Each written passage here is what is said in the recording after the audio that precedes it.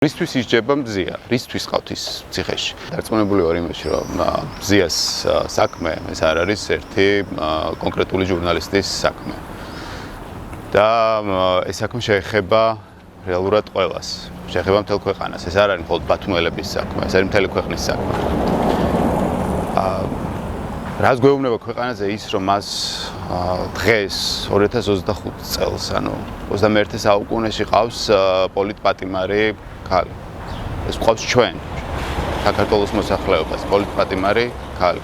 რას გვეუბნება ქვეყანაზე ის, რომ მთელი სახელმწიფო აპარატი მიმართულია დაწყებული პოლიციიდან დამთავრებული სასამართლოთი ერთი ქალის წინააღმდეგ, რომელმაც მოძალადე პოლიციელს გააცნა სილა და დაიცვა თავის ღირსება ამით.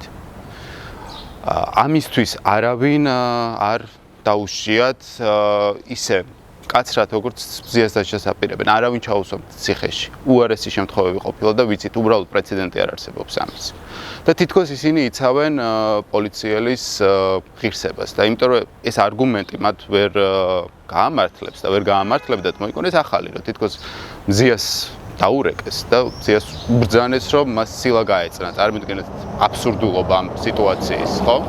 რომ თითქოს ამით მას უნდა მიეყენებინა პოლიციის რეპუტაციისთვის ზიანი, მაგრამ პოლიციის რეპუტაციას იმაზე დიდ ზიანს რა აყენებს, ვიდრე წაქცეული ადამიანისთვის წიხლების თქმა სახეში. ან იმაზე დიდ ზიანს რა აყენებს პოლიციის რეპუტაციას, ვიდრე ის, რომ პოლიციელი აძლევს სრულ ჩვენებას სასამართლოში. სინამდვილეში ის, ვინც აყენებს პოლიციას რეპუტაციულ ზიანს, არიან ის პოლიტიკოსები და ის მაღალჩინოსნები, ვინც ამის გაკეთებას აიძულებენ რიგით პოლიციელებს, ხო? და უყურებთ პრემიერ-მინისტრს მთელ ამ პროპაგანდის მანქანას, რომელიც აი მზიას წინააღმდეგ არის ამხედრებული და ავიწყდება როგორც დანაშაულის პრეზუმპცია, კანონის უზენაესობა, ისინი ლაპარაკობენ ისე, რომ თითქოს არის მზია უკვე დანაშაული. და ამიტომ ის უნდა იყოს ციხეში. წარმოგიდგენთ, ანუ ამას ამართლებენ, რომ ადამიანი უნდა იყოს ციხეში თითქოს იმიტომ, რომ მას ის გაანადგურებს მტკიცებულებას, რომელიც არის ვიდეოზე, ხო, ასახული. როგორ შეიძლება მან ეს გაანადგუროს, ან როგორ შეიძლება პოლიციელს შეაცვლევინოს, ხო, ჩვენება, ანუ რეალურად მისი პატიმრობის საფუძველი არ არსებობს. უბრალოდ, აი რატო ტოვებენ მას ციხეში?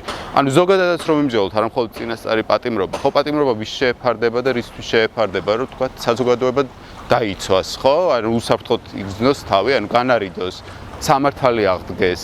და მოხდეს იმ ადამიანის, ვისაც აკავებენ, თქვა, შემდეგ რესოციალიზაცია, ხო?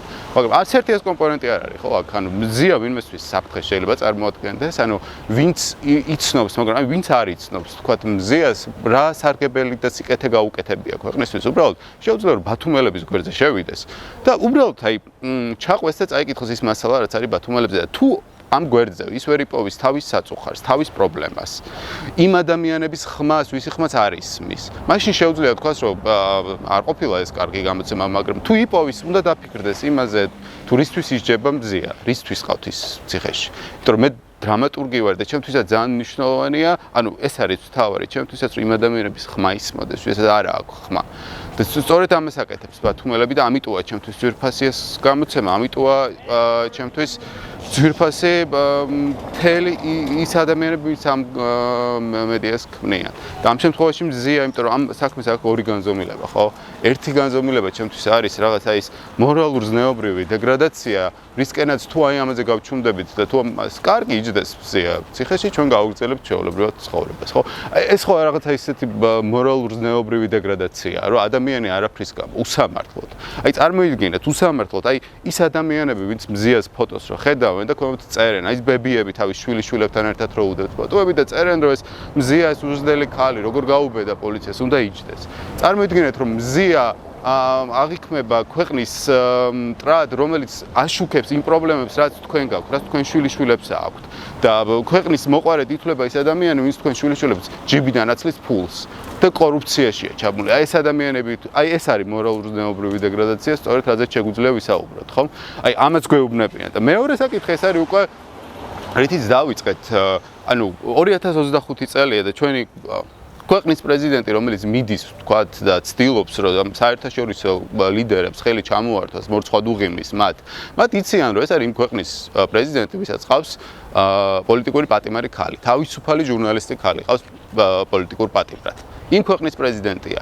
იმ ქვეყნის პრეზიდენტია, რომელსაც მზიას გარდა კიდე 50 ადამიანზე მეტი სინდისის პატიმარი ყავს ციხეში.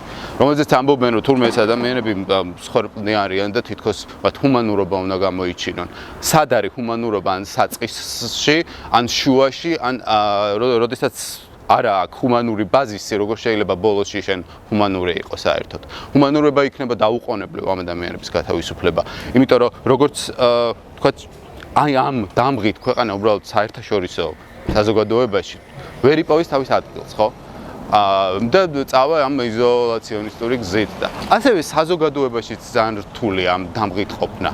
აი ამ გათიშვით, ამ გარიყვით და აი ამ პროპაგანდის მანქანის მუშაობით, რომელიც აჯერებს ყოფს, რომ თითქოს მზია არის ამ ქვეყნის მტერი, როგორ შეიძლება მზია იყოს მტერი, რომელსაც არ სარგებლის და სიკეთის მეტი არაფერი გაუკეთებია თავისი ქვეყნისთვის. ამის თქმას ვცდილობთ იმ ადამიანებისთვის, ვინც თქვათ თulis რომ მზიამ თავს დაესხა პოლიციელს. ცილის გაწვნა ეს იყო სტატისტიკით დავდასხმა პოლიციელზე. როცა იყო შემთხვევები, როცა მართლა თავზე დაესხნენ პოლიციელებს და მათ არ მიესაჯათ პატიმრობა. ანუ ეს პოლიციის ინტერესის დაცვა კი არ არის. პირიქით, ჩვენ კარგად ხვდებით რა არის ამის სარჩული და თვითონაც კარგად ხვდებიან, რა თქმა უნდა. აი წარმოიდგინეთ უბრალოდ თქვენი დედა და რომელსაც აყენებენ შეურაცხყოფას. და ეს შეიძლება გააკეთოს პოლიციელმა, ხო ძალადობენ მასე და ის უბრალოდ თავის დასაცავად, თავის ღირსების დასაცავად აწნის სილას.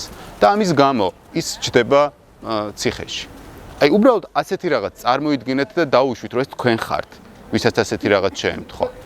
და საქართველოს ხო არ არის დიდი, ანუ იმისთვის რომ საქართველოში თანაცხოვრება შევძლოთ, თუ ერთი ადამიანის უსამართლობა გავატარეთ, ხომ ეს უსამართლობა შემდეგ გამრავლდება, გადიდდება, გადაგვედება და უბრალოდ საზოგადოება ნორმალურ ფუნქციონირებას ვერ შეძლებს. ვერ ვიცხოვრებთ, ვერ შევდგებით როგორც საზოგადოება. ძალიან რთული ამის გაკეთება, როდესაც ანუ როგორ ახერხებს ჩემთვის მართლა გამოუცნობია, აი რა მექანიზმებია იმის, რომ აი მზიას შემთხვევა, რომელიც არის ასეთი აშკარა, ხო? რომ პროპაგანდა ახერხებს, რომ ეს აშკარა რაღაც აი ამ რაღაც ქაოსში, აი ამ მორევში ჩაძიროს და ადამიანებს გაუჩინოს აზრი თითქოს მზია დაესხა თავს პოლიციელს, თითქოს ის ქვეყნის მტერია. ანუ წარმოუდგენელია ეს რა მექანიზმები მუშაობს და უბრალოდ მგონია რომ თან ამის მიღმაც თუ ჩვენ ვილაპარაკებთ, იმიტომ რომ ეს არის აშკარა სიმართლე. მზიას მხარეს არის სიმართლე. ძალიან რთულია, რაც არ უნდა ბევრი ფული ჩადო ამ პროპაგანდაში, მაინც ეს სიმართლე დარჩება და გაანათებს. ისევე როგორც რაც აკეთებს ბათუმელები მთელი ამ დროის განმავლობაში.